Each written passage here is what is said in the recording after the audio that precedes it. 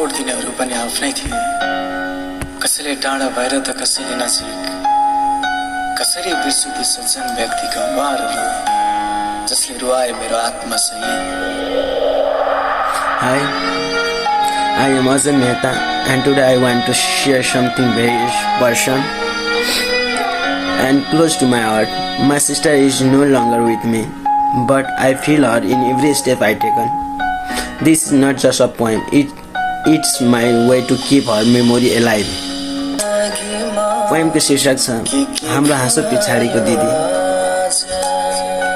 हाम्रो हाँसो पछाडिको दिदी। दिदी, तिमीले आफ्नो सपना च्यापेर हाम्रो भोलि बुझेकी थियौ। हामी हाँस्न सकुन् भनेर तिमीले आँसु चुपचाप पिएकी थियौ।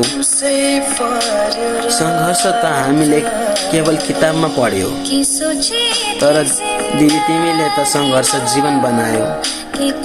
तर दिदी तिमीले त सङ्घर्षलाई जीवन बनायौ। भोक लाग्दा पनि हामी खान पाऊँ भनी आफ्नो भाग छाडिदिने, थकाइले ढले पनि हामी बलियो देखियोस् भनी आफू लुकाइदिने मेरो दिदी। तिमी कहिले गुनासो बनेनौ, तर तिम्रो मौनले घरको भित्तासम्म थाकिएको थियो। आज जब म आफ्नो लडाई लड्दैछु, हरेक हारमा तिम्रो अनुहार देख्दैछु, जसले हारलाई पनि सहन शक्ति बनाइदियो। यदि मेरो फेरि एउटा जन्म होस् भने,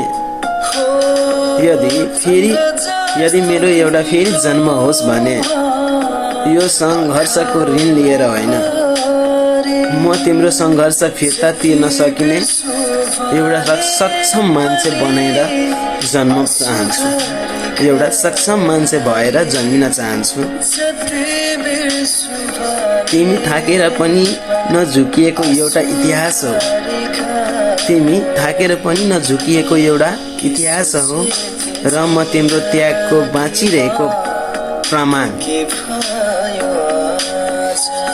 म तिम्रो त्यो त्यागको बाँचिरहेको एउटा प्रमाण।